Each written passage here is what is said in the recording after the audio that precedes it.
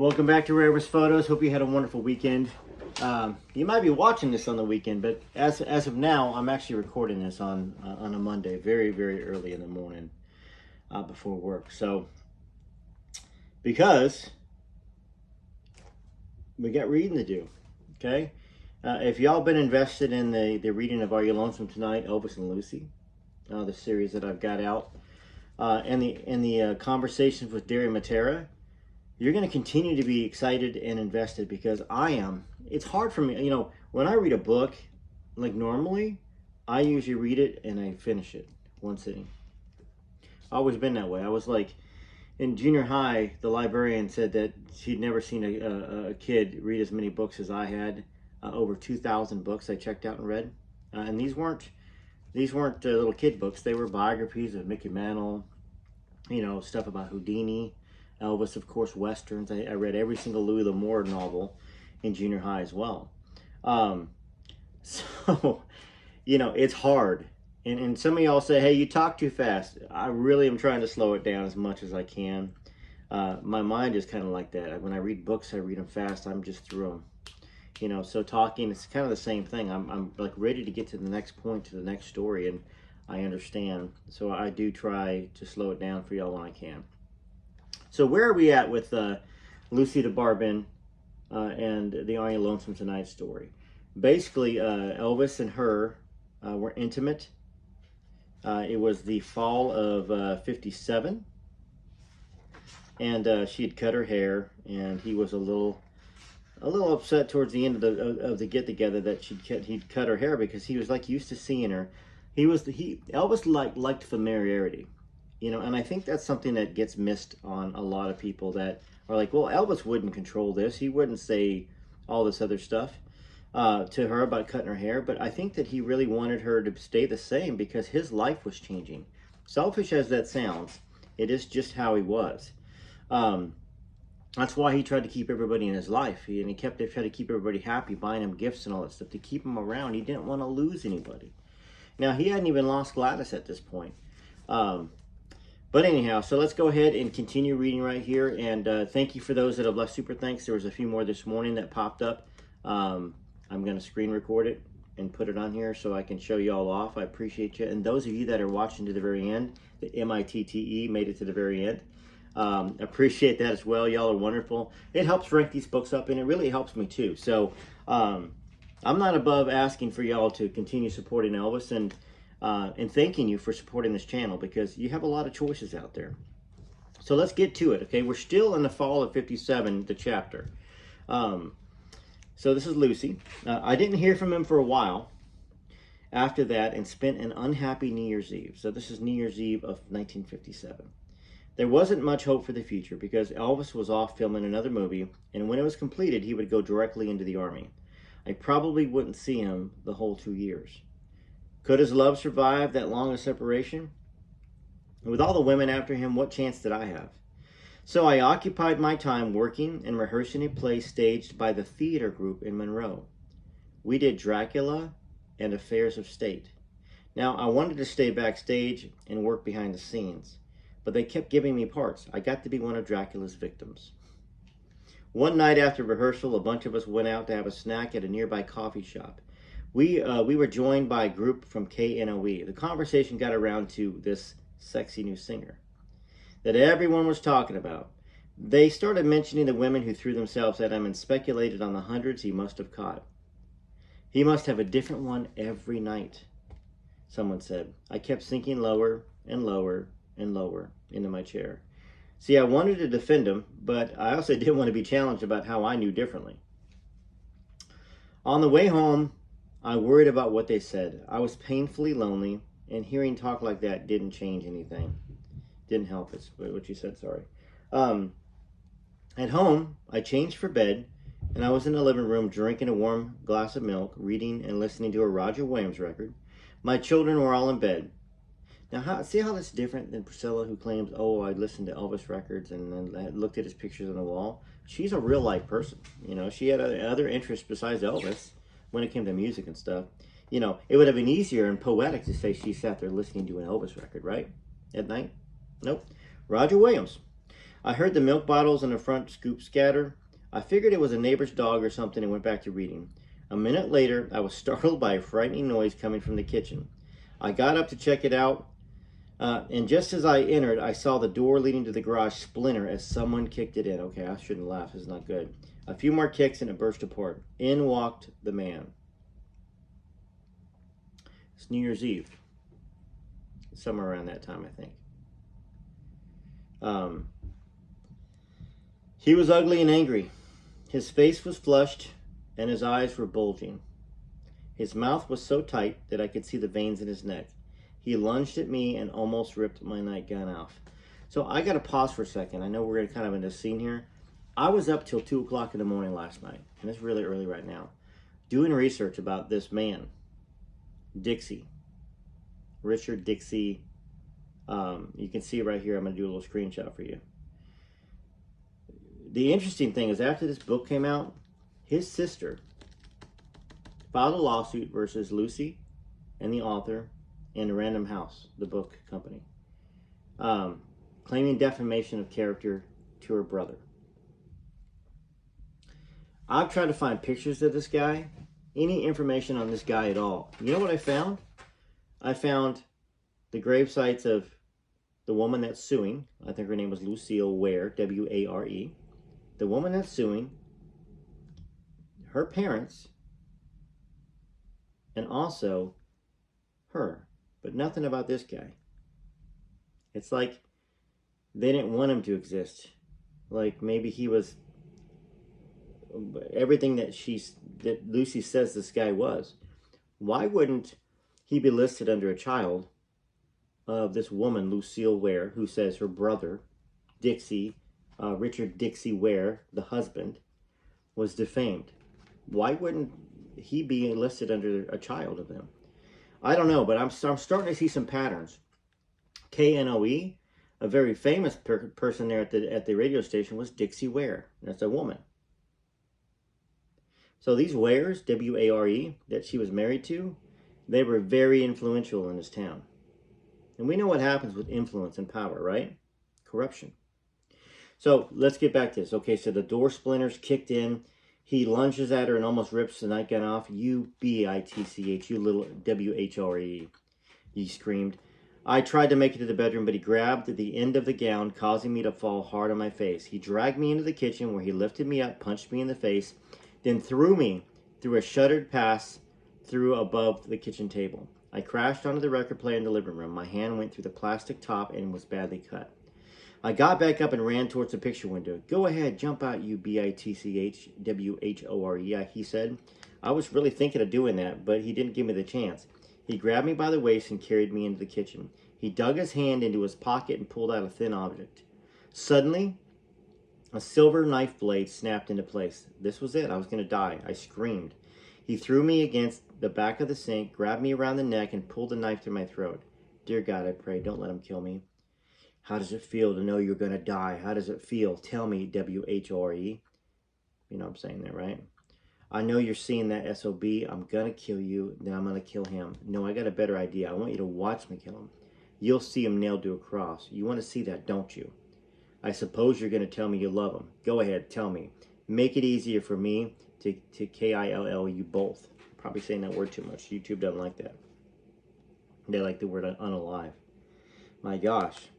So, I didn't move, not wanting to incite him further. If I could just stay calm, maybe I'd survive. He eased the knife from my neck. For an instant, I thought he had stopped. Instead, he put the knife up against my face. I'm going to cut your damn face to see if he'll still love you then. You think he loves you? You? Who the hell do you think you are? He has all kinds of W-H-O-R-E-S. He doesn't love you. You know what he is. So this guy obviously knew Elvis. Knew about Elvis. And that's the kind of actions that somebody that's already unhinged would take. I mean, you're competing against, in his mind, he thinks he's got her married, even though there's a divorce papers going on, against the sexiest, most famous person in the world. This guy's unhinged and out of his mind, according to this book. I heard screaming and became terrified about what might happen next. Debbie and Melody came running into the room and started beating on his legs and trying to pull him off of me. Please don't hurt Mommy, Debbie cried. I was so afraid he was going to kill me with my daughters watching. You two go to bed, he demanded. Get out of here. They refused to move. He kicked at Debbie with his leg, but that only made her scream louder. Finally, he let me go. I kneeled down to comfort my children. Everything will be okay. Please just go to bed. I'll be there in a minute. Now, I don't know. Of course, she's trying to protect her daughters. I'd be like, get out, you know, and everybody's screaming. The neighbors would come over. Of course, when you're in the middle of being terrorized and you've been abused all this time, I guess you don't always think like that. All right. When they left, I faced him calmly and said, leave this house. Leave the house I own? The one I pay for, he said. Just leave this house. You don't deserve to have any children. I'm going to take them away because I know what you really are. And Lucia said, don't you ever touch my children. He said, if I can't take them away, I'll do something else. I won't let them live around you. I won't let them live at all, he said. Leave this house. He moved towards a broken door. Just before he walked out, he turned and looked at me again. I'll let you go this time, but if I ever see the SOB in this town again, I'm going to kill him. I don't care how famous he is. You tell him that. You tell him I'm going to be singing in hell soon. That's where he belongs, that he's going to be singing in hell soon. That's where he belongs anyways. I went into the bedroom to calm the children. We all cried, but I stopped as quickly as possible because it was scaring them. I told them that the man wasn't serious. He just had a bad temper. Now, that wasn't true. I could see it in my eyes that he was capable of unaliving someone. Me, Elvis, the kids, anybody. The next time we wouldn't be so lucky.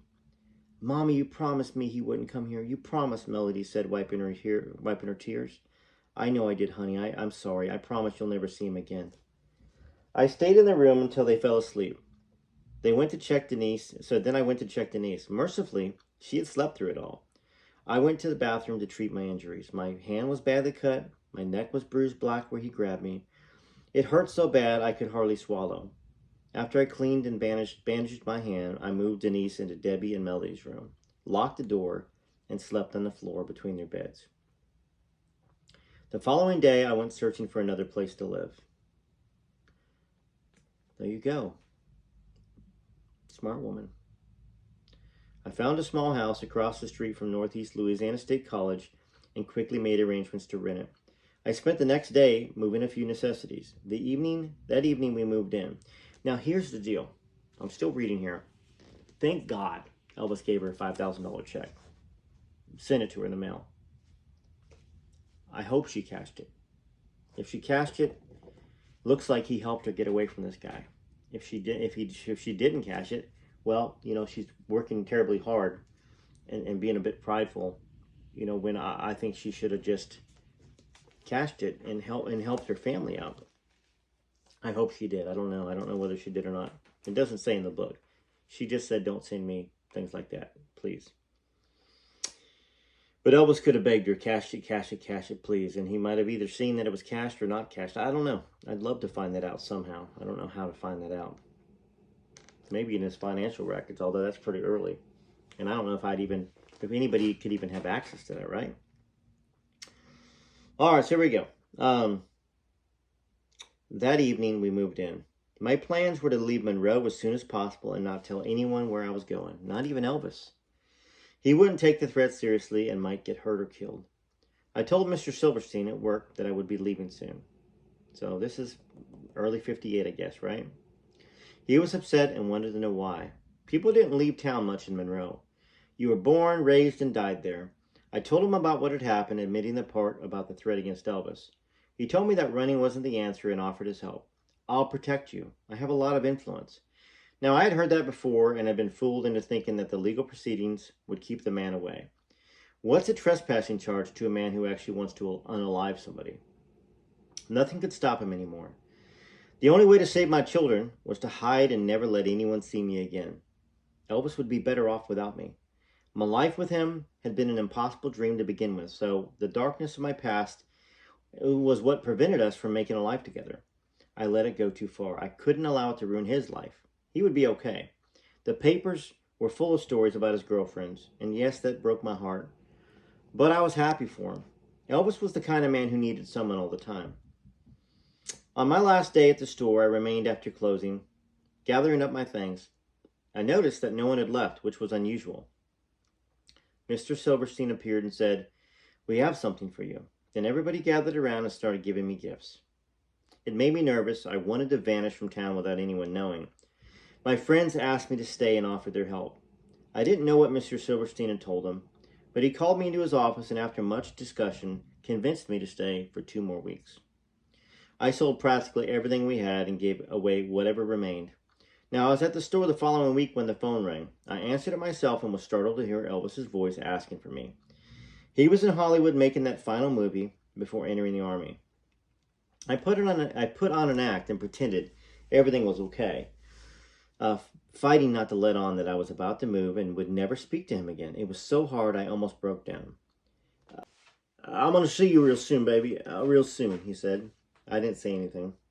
"Are you okay? What's the matter?" "I've been a little sick, that's all. Everything's fine," I lied. "Lucy, when I go into the Army, I think I'm going to train in Texas. I'd like you to move down there and be with me. I'll pay for everything. Will you do that?" Well, that made me feel worse. How could I have doubted his love? I held on to every word he said, trying not to show my pain. "I love you, Elvis. No matter what happens, you've got to remember that. I'll love you forever."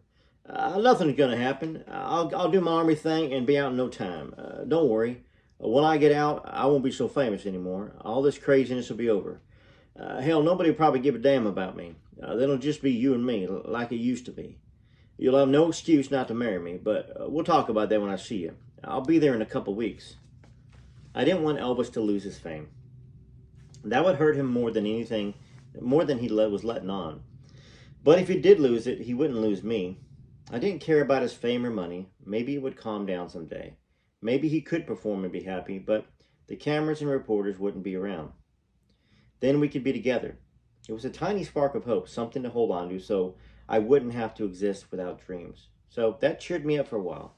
Now, I couldn't let him see me, though.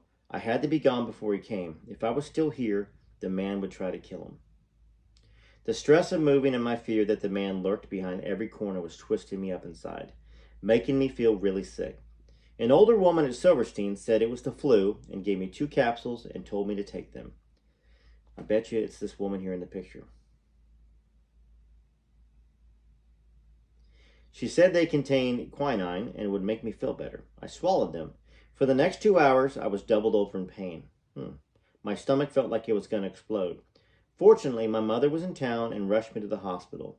The doctors became alarmed when they found out about the pills. In my delirium, I heard a nurse say, "I believe she's pregnant."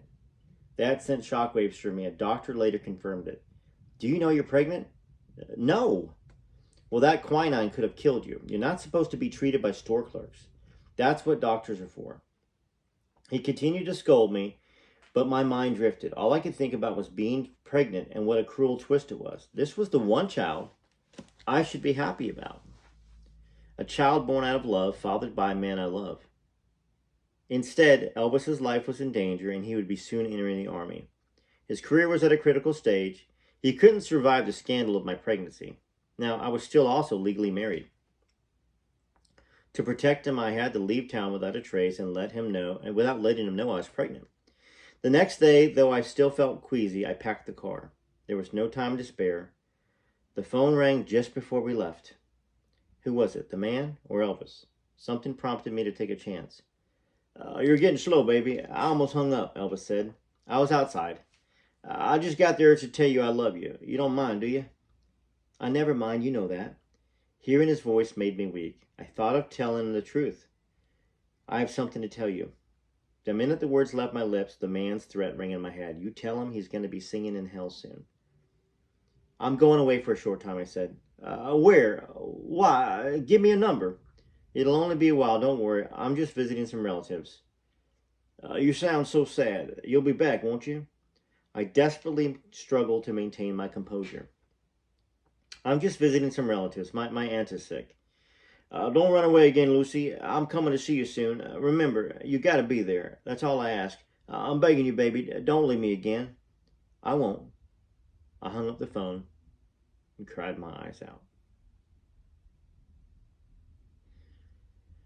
So, this next part here is the part that Derry is writing. Some background. As Lucy, I think, let me make sure here. As Lucy knew, Elvis did need someone with him all the time, especially when he was under stress. Thus, it would be Anita Wood not the pregnant Lucy, who would comfort Elvis in Texas during his basic training. Now, Wood was a budding singer actress who had a television dance show in Memphis. Elvis dated her periodically. For a time, she was referred in the fan magazines as his #1 gal. Now, we know that's all true, and we know that it didn't last, obviously. But, so what do y'all think so far? Obviously, this guy's a scary character. I can't find anything on him. I can't find a death thing on him. I can't find any mention of parents. The only thing I found about this guy was the lawsuit from his sister, Lucille Ware, whatever the other two names are. And he was already deceased at that time in 1988, so a year after this book came out. A money grab, obviously. Now, they cited in favor, I believe, of Lucy DeBarban and Derry Matera. I don't think it... I'm going to have to ask Derry about that. But, you know, she knew for sure it was Elvis. She hadn't been with anybody else. So right now, it's everybody's word against Lucy's, right? So if you believe Lucy and her story, and that she had a relationship with Elvis, at this point, you've got to believe that that's Elvis's child, that Desiree is Elvis's child, DNA or not. It's either call the woman a liar altogether, or believe it all altogether. That's where we're at right now, and that's where I'm at. I believe Lucy's story. Don't have any DNA proof, don't have any evidence, besides a woman's word that has a good character from what I can see. She didn't come after Elvis while he was alive, try to get money. She didn't go after the estate after Elvis died. She didn't go after the estate with his book. Didn't ever ask for money, none of that stuff, nothing. That's good character. So you have to believe somebody with good character and look at their overall decision-making and overall, like you said, character. So play some music here. Leave me some comments. We'll definitely have some more videos. We're gonna do another video later on today. Not of Are You Lonesome Tonight. We'll probably do, I would say, probably From Here to the Great Unknown. Continue reading Lisa's book. I believe I'm going to have another conversation with Derry either at the end of this week or next week. Okay, and then we'll continue asking questions. That's one of the questions I want to ask is about that lawsuit and whether he wasn't alive in '88. This guy, 1945. Well, sorry, he was 45 when they married. In 47, I guess. So that means 41 years later, he would have been 86. So he died before he was 86 at some point. But I can't find him. I can't find this guy. I find names that are similar, like Dixie Ware, but that's a woman at KNOE, a station where, you know, that Lucy mentions in the book, and that James Noe, the governor, owns. Hey, by the way, I talked to somebody on Facebook.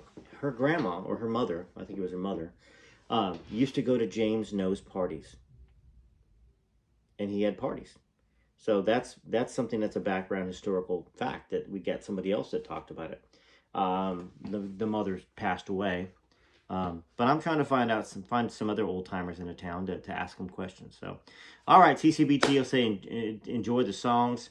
I hope you enjoyed this book, and I hope you have a great day.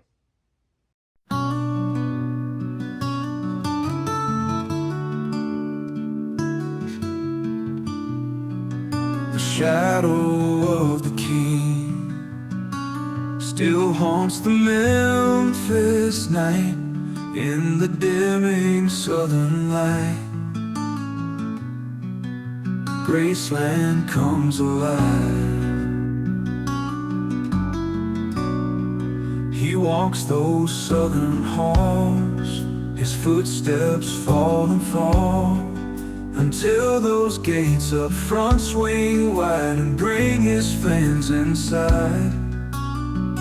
Elvis looks out, smiles down at the crowd, from his window way up high at Graceland, watching time go by, watching over us all,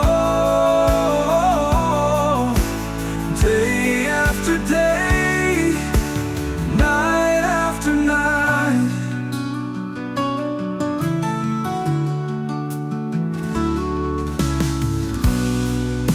Memories like a song keeps the king walking on. He is still amazed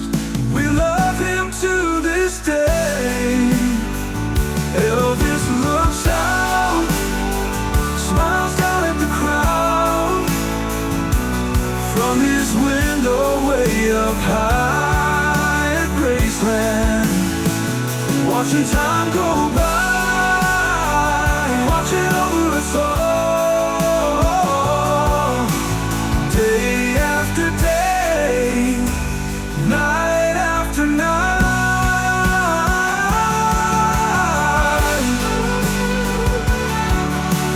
Never risen like a song, keeps the king walking on. He's still amazed, we love him to this day. Elvis looks out, smiles down at the crowd,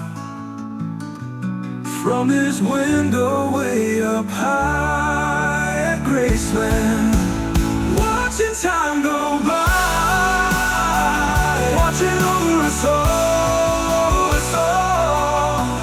day after day, night after night, day after day, night after night.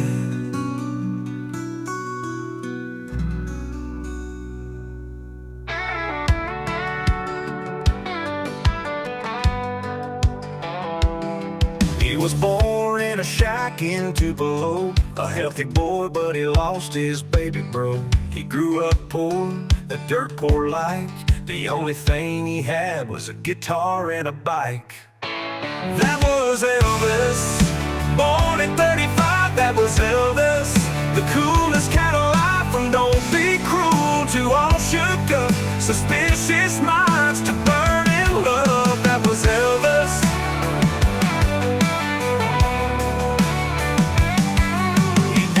In the summer of '77, Priscilla broke his heart and sent him back to heaven. He sang his songs for all to hear. American Trilogy still brings a tear. That was Elvis, born at 35, that was Elvis. The coolest cat alive, from don't be cruel to all shook up, suspicious minds to burn in love. That was Elvis.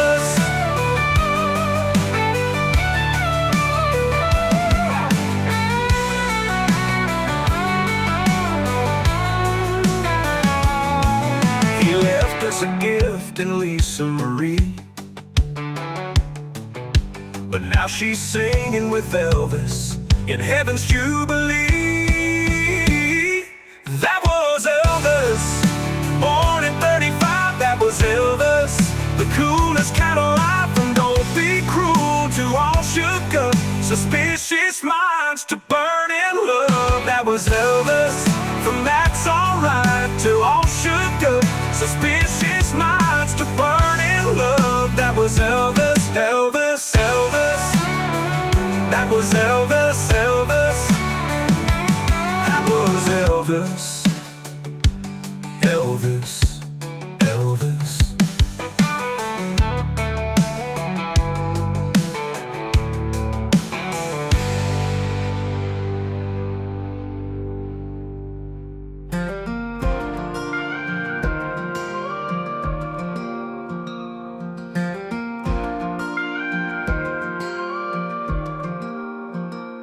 I'm in a blue suede dream tonight, and feel the rhythm come alive.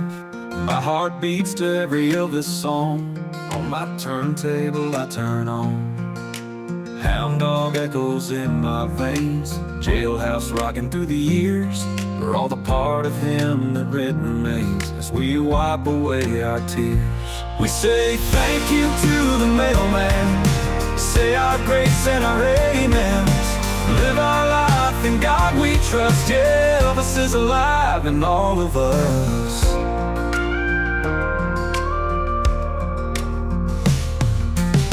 Feel the tremor in the night, guitar strings start to hum, and the stars up there so big and bright, as Elvis starts to strum.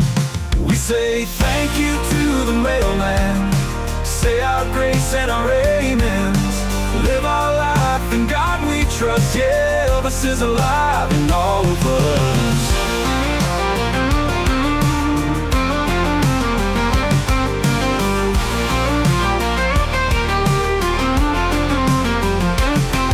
First a blue moon in the sky, Can't help falling, but don't wonder why.